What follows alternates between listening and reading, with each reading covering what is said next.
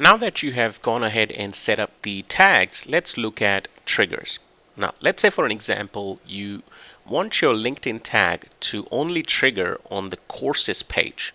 Normally you'd want your LinkedIn tag to trigger everywhere, but hypothetically speaking, you only want to have that tag run when you are on a specific page.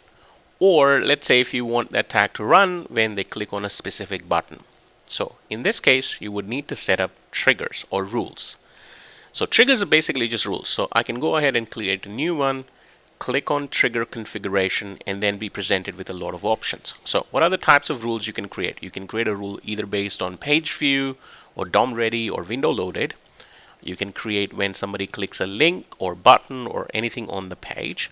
You can create triggers for form submissions, or when there's element that becomes visible on the page, or to a certain scroll depth, or even on YouTube videos when somebody watches a YouTube video.